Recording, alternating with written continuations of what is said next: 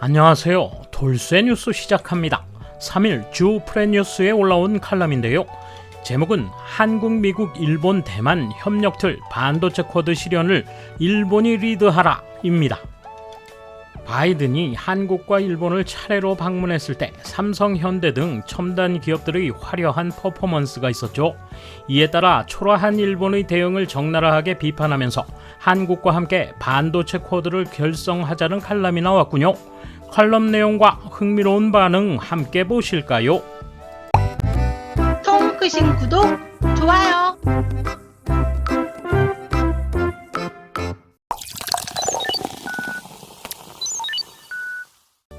본 연재 칼럼에서 경제산업성 전직관료 고가 시게야키 씨는 일본이 미국, 한국, 대만과 함께 반도체 제조 협력의 틀을 짜는데 주력하자는 제안을 내놓고 있다.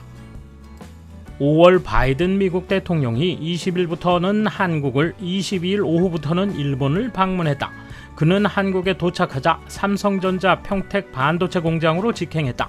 그리고 삼성 반도체 웨이퍼 위에 윤석열 한국 대통령과 함께 서명을 남겼다. 삼성이 만드는 3나노 반도체는 세계 최첨단이며 미국 내에서도 5나노 이하 반도체 생산 가능 공장은 없다. 삼성은 그 제조 라인을 약 170억 달러를 들여 미국 텍사스주에 건설할 예정이며 바이든 방문은 그 답례의 의미를 갖는다. 바이든 대통령은 한국처럼 가치를 공유하는 파트너와 반도체 공급망을 협력해 구축하겠다며 삼성뿐 아니라 한국 정부도 들어올려줬다. 22일에는 전기차와 배터리 신공장 건설 및 자율주행 기술 투자로 약 1.3조 엔을 미국에 투입할 예정인 정의선 현대자동차 회장을 만나 양국 동맹과 경제 협력을 더욱 공고히 하는 계기가 됐다고 말했다. 바이든 정부는 중국에 의존하지 않는 반도체 공급망 구축에 나서고 있다. 한국과 손을 잡으면서 미국은 경쟁 상대인 중국을 견제할 수 있다. 게다가 삼성과 현대의 투자로 미국 내 경제와 고용도 윤택해진다. 바로 바이든 대통령에게 한국은 팔 것이 있는 나라였다. 반면 일본은 어떤가? 아쉽게도 일본 반도체의 세계시장 점유율은 10% 이하로 기술 수준도 이류에 만족하고 있다. 전기차 사업의 출발 지연도 현저하다. 이들 첨단 비즈니스 분야에서 바이든 정권에 제시할 수 있는 기업이나 첨단 기술은 없는 것이다. 그래서 일본에서는 삼성이나 현대처럼 화려한 퍼포먼스를 펼치지 못했다. 대신 기시다 후미오 정권이 제시한 것은 일본의 군사비 증액과 반격 능력 보유 등 미국과 함께 중국 포위망을 강화하는 안보 메뉴였다. 많은 아시아 국가들이 미중과의 등거리 외교를 지향하는 가운데 그 전세가 미국에 불리해지자 일본 헌법의 근간을 이루는 평화주의를 내민 것으로 보인다. 이래서는 미중 전쟁에 일본이 휘말릴 리스크만 높아질 뿐이다. 바이든 대통령은 한국과 가치관을 공유하고 반도체 공급망을 구축하는 상대로 인정했다. 반면 일본은 한국에 대해 안보상 우려가 있다며 백색 국가에서 제외했다. 미국의 한국에 대한 신뢰를 정면으로 부정하는 것과 같다. 차제에 일본은 미국의 압박 수위를 기회로 삼아 한국을 화이트 국가로 복귀시켜 관계를 개선하는 것이 어떨까? 그 전에 일본이 완수해야 할 역할에 대해서 나는 이런 아이디어를 제안한다. 그것은 미국과 한국, 나아가 대만을 더해 반도체 제조 협력의 틀을 만드는 데 주력하는 것이다. 4개국 협력의 틀은 쿼드라고 한다. 한미일 대의 반도체 쿼드가 실현되면 일본에 작용되는 장점도 크다. 비군사적으로 중국의 기술 패권을 견제할 수 있을 뿐 아니라 국내에 간신히 남은 세계 정상급 반도체 관련 소재 제조장치 산업을 끌어올리는 것도 가능할 것이다. 또한 반도체 쿼드를 재창할 자격은 있을 것이다.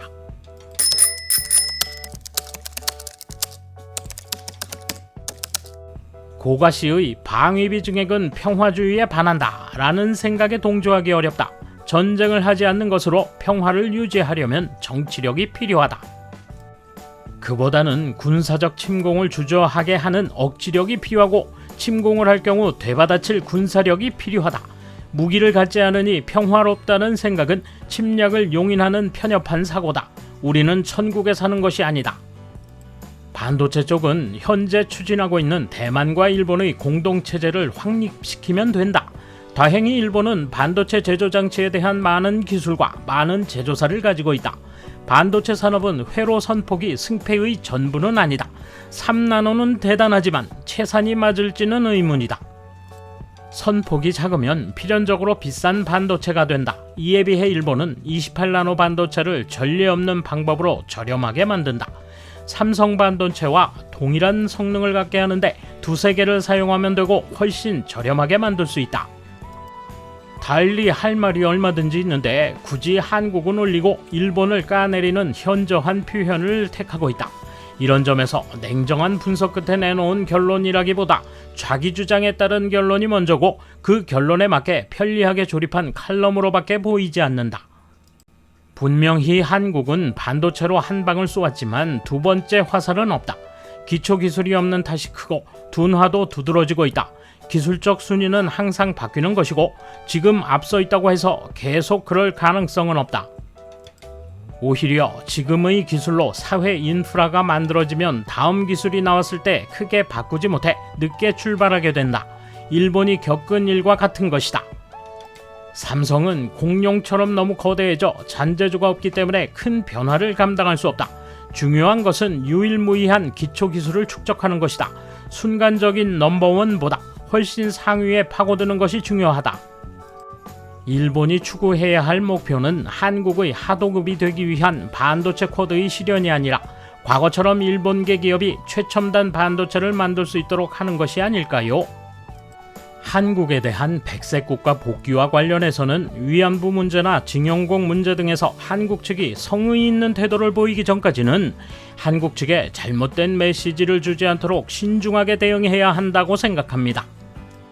국제법으로 전쟁은 이미 위법이기 때문에 고가 씨가 말하는 일본 헌법의 근간을 이루는 평화주의가 무엇을 의미하는지는 잘 모르겠습니다. 러시아와 중국 등 무력으로 현 상황을 변화시켜 보려는 주변국으로부터 평화를 위협받고 있는 나라라면 군사비 증강을 통한 평화 유지가 필요하다고 생각합니다.